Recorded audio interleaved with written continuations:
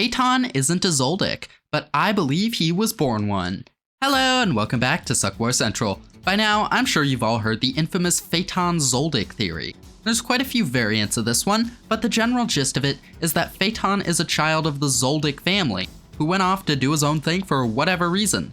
The idea then naturally follows that Feitan is the brother Kaluto joined the Phantom Troop to try and recover. There's a lot of common misinformation spread around about this, like, oh, Kikyo is from Meteor City just like Feitan. Feitan did the weird hand thing, they're connected, yada yada. Nope, that's not true. Anyway, all that being said, no, I do not believe this theory. In my opinion, it has been completely dead in the water ever since we got the Phantom Troop flashback.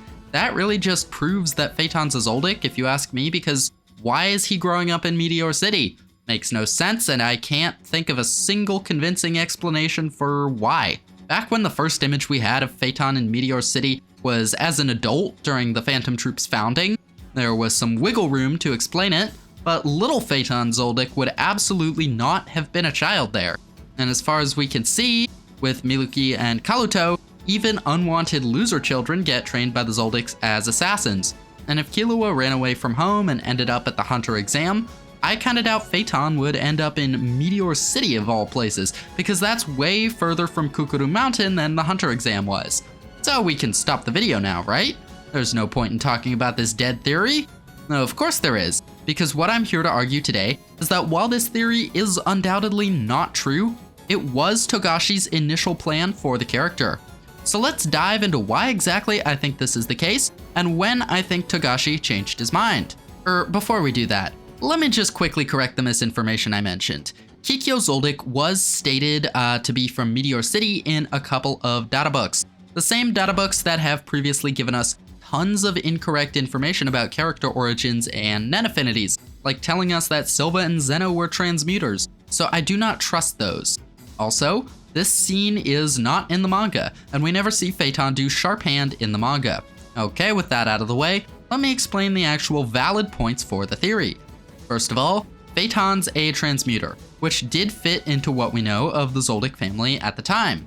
We believed everyone in it was either a transmuter or an emitter. Obviously, we now know that because Togashi confirmed Silva and Zeno are emitters, that's not true, and since that's always been the case, it does blow a hole right in my theory.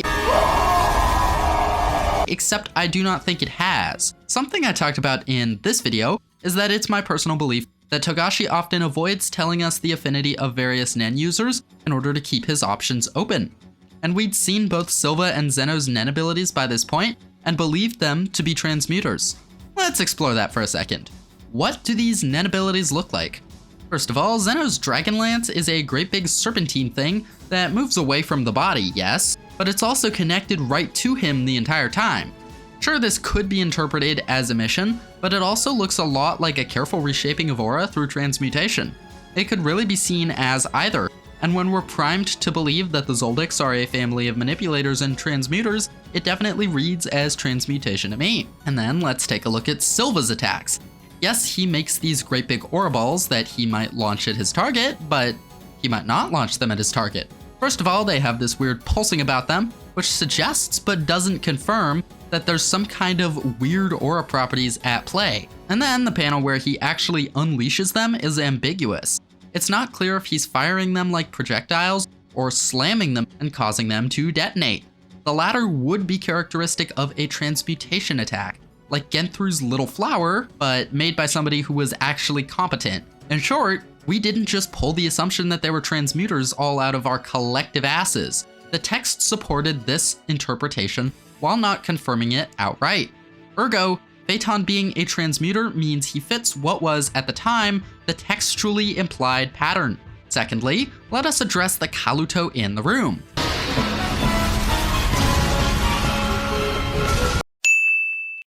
This is generally the #1 piece of evidence that people cite for the Feitan Zoldyck theory that's, actually solid. I won't beat around the bush. It's these panels right here. I mean, look, picture the Zoldyck family, mystery child we can't identify, Feitan. It's very deliberate paneling to suggest that Kaluto is focused on Feitan. Now, as we later find out, this is Alluka, and to be honest, contrary to people who argue Alluka was a last-minute invention by Togashi, I do think she was always planned to at least exist in some form and be younger than Killua. I think that because of the Zoldyck name rule, which goes Illumi, Miluki, Killua, Alluka, Kaluto. See, their names start and end with the same characters as the previous or next sibling. Of course, this means that Feitan would have to be not Feitan's real name, but that seems plausible enough to me because, I mean, his name is Feitan Porter, and obviously for this whole thing to work, he would be using a fake name anyway. So, yeah, I do believe that the mysterious dark-haired child in this photograph was, at the time Togashi wrote this, meant to be Feitan, not Alluka. I mean, consider the timeline here. Alluka was locked up at a very young age, so I think originally this photograph was meant to show the majority of the Zoldyck children, and while Alluka existed as a concept in Togashi's mind, in his mind, she was already sealed in the vault and thus not in this picture at the time this photo was taken, and later, once he decided Feitan would not be a Zoldyck, he was like, okay, that extra sibling in the picture is Alluka. I mean, the paneling is really deliberate, the juxtaposition is perfect, and the extra sibling in this picture is looking away from the camera, which symbolically represents turning their back on the family. That'd be a lot more fitting for the runaway Feitan than for Alluka, who was like imprisoned against her will and had very little agency in family dynamics. Plus, Feitan being the oldest Zoldyck who ran away from the family makes a lot of other things fall into place for me. Oh my god! Oh jeez, oh my god! Oh, It would explain in a more direct way why Illumi is so controlling of Killua. He loves Killua and programmed him with the needle specifically because he wanted to protect Killua and didn't want to lose him. It's my hypothesis that Togashi initially planned for this to be caused by Illumi's abandonment issues. Maybe he looked up to Feitan and felt abandoned when his oldest brother ditched the family. It would also give some extra context to Silva going out of his way to tell his kids to stay away from the Phantom Troop. Like, it could just mean they're really tough and you should stay away, but it would also make a lot more sense that he was afraid of losing one of his kids to, you know, the coolest people in town. Again. And in particular then, that makes the story beat of Kaluto also fit in better. It would be a validation of Silva's fears, the neglected child going off to join the same group as their older brother so long ago. So yeah, Feitan Zoldyck just ties up and explains so many narrative threads in a satisfying way that it's hard for me to believe this wasn't Togashi's original plan. And yeah, look, if this was any other manga, I wouldn't be saying all this, because obviously we can see that's not the deal with Feitan, and Togashi probably always planned for him to grow up in Meteor City because the Phantom Troop existed as a concept from day one of the manga, and it's all too well thought out for hasty last-minute revisions like this. But the fact of the matter is, Yoshihiro Togashi as an author flies by the seat of his pants. While some authors, like Eiichiro Oda, have a talent for extremely long-term planning and setup, yeah, not this guy. Togashi's real skill as an artist is in drawing whatever bullshit he feels like drawing in the moment, and still making the story make sense and feel like it was thoroughly planned out, most of the time. Why you try not to laugh, bro? That's disrespectful as shit, bro. The fuck is wrong with you, bro? But he's also an author who sort of talks to his characters in his mind. I mean, he had a whole interview about this where he said that Hisoka wanted to kill Machi, but he vetoed it.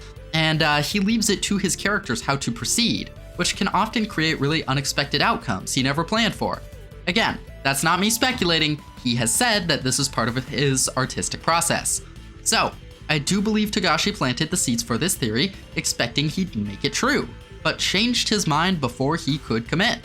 And I think the same goes for Silva and Zeno's Nen abilities. Early on, I believe the plan was more for Killua to end up showing the same traits as his father and grandfather, and making them seem like the slightly more noble side of the Zoldyck family. Killua was supposed to follow in their footsteps and take on their positive qualities, you know? But then Togashi changed his mind, went, nope, they all really suck, and decided to make Killua truly unique among the Zoldicks by having him be the only transmuter. When did he actually change his mind about all this? Well, we don't know for sure, but it's my personal belief that it was during the Palace invasion.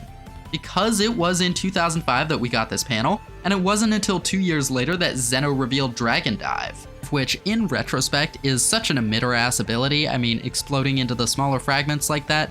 Yeah, that's, I think, by that time, Togashi had decided that Silva was an emitter and Feitan was no longer a Zoldyck child, and he was probably gonna have Alluka heal Gon and whatnot. And in retrospect, yeah, we should have been like, oh, maybe he's an emitter, but we were all just brainwashed by big trends, transmuter to believe that he was a transmuter who was just really skilled with a mission for some reason, even though Togashi, said that this isn't really a thing that happens in his little narration entry about Machi, but whatever. 2 years is a long time for someone to change their mind, especially when that someone is Yoshihiro Togashi, who was switching things up and abandoning plotlines even back in the days of York New when the series was almost never on hiatus. I mean, I've become a completely different person in the last 2 years alone compared to the insecure, nervous wreck I was, so why'd Togashi change his mind then?